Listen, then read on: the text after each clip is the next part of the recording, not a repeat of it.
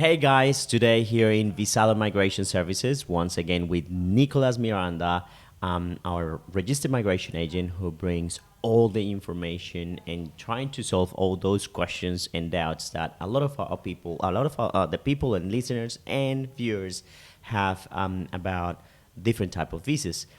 This video is part of a video series of partner visa. That's the visa that we're talking today.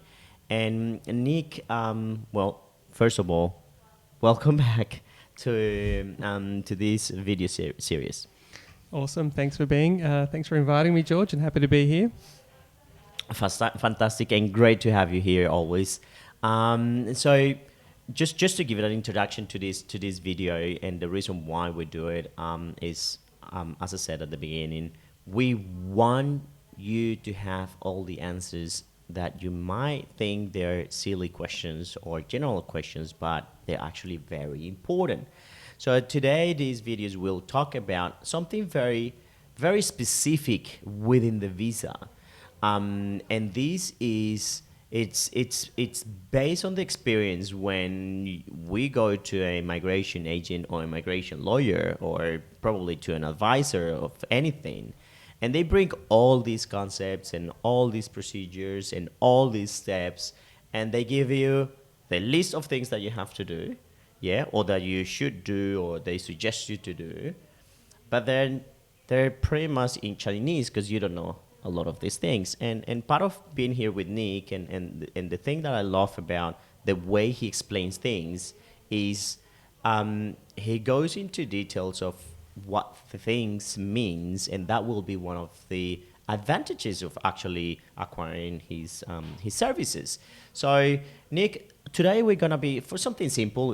It's simple. It looks simple, but probably is very confusing. And it's pretty much what is a statutory declaration for a partner visa. Awesome. Thanks, George. So I hope I do give my explanations. My explanations are clear. I know how confusing it can be for a lot of people to just navigate through all the information that's out there.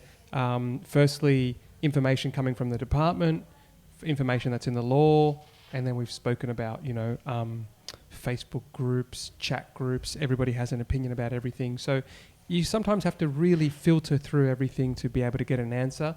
I guess my answers and my interpretation comes from my studies, but also my experience as well. So those things hopefully can give us a better guidance. So what is a statutory declaration? Well, a statutory declaration is a declaration in the country of Australia where you are basically writing a statement and you are saying that under oath, I suppose. This statement is true and factual. Now, how is that relevant to the partner visa? The partner visa, one of the documents you provide is usually a written statement by both the sponsor and the applicant. So a written statement sounds pretty vague. What's the written statement about? It's about your love for each other. That's what it's about. So it's about how much you love the person, how you met them, why you stayed with them, what you do now, and how you see your future. That's sort of generally what it's about. If you write this in a statutory declaration, it carries a lot more weight, and the department will then obviously receive this information and say, well, these people, they're not lying because they've written this under oath, and they're obviously now quite serious about what they're doing here. So the statutory declaration for a partner visa is writing your statement and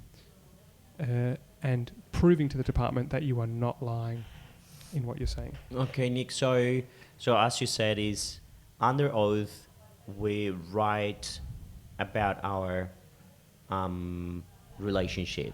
That's how it actually works.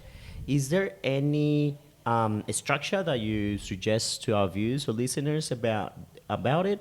What to include? Yeah, definitely. So the structure is really important because the statement generally covers a lot of the requirements that the visa asks for.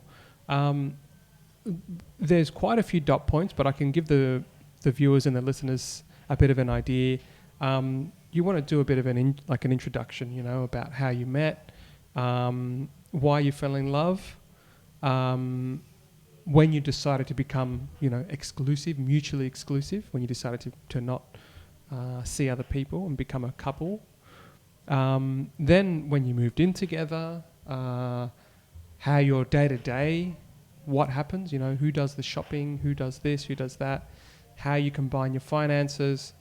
And then obviously you're sort of finishing off by talking about the emotional aspect of your relationship and what would happen in the future if something were to happen, you know, to your relationship. I love how you make it sound so simple, and it actually looks like, oh, it's just my story, you know, my story about what we do and how we do it. But I'm more than sure that the structure of how we like tell things, because it's actually an statement.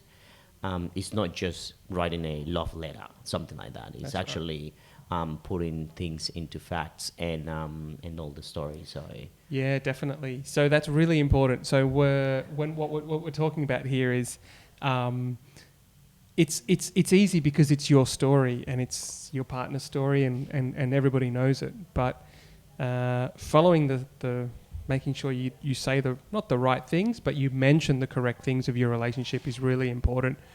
If you accidentally skim or are brief in some areas, I would come back to you and say, hey, tell me a little bit more about this. You know, the department wants to see a bit more about this and talk about that. So yeah, and that's all about, you know, having a migration agent or a migration lawyer to help you out through the process of applying for the visa and all these things that we probably don't have it once again. And as you said at the beginning, a lot of people will say, oh, that's a simple letter. Just go there and sign it. Like, who signed this document? Like, you do it, and then there's someone else that does it. Yes, that's right. So an authorised witness has to sign the statutory declaration.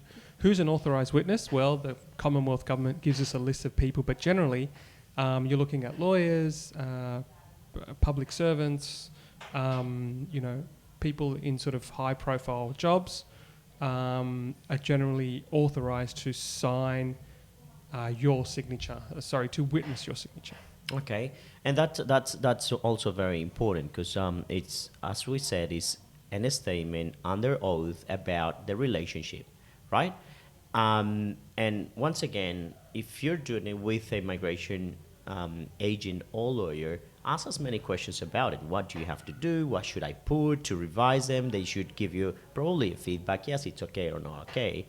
And if you're not doing it with a migration, or you're not doing it with a migration agent or a lawyer, I'll recommend you to not too much of going and ask for what do you think, but actually studying what has to be in it, because the opinions of people might get you wrong. And I always will say that, and what I've learned from living in Australia is that immigration or the migration, and you've told me about it, it changes time to time. So I think that's important for our viewers to know.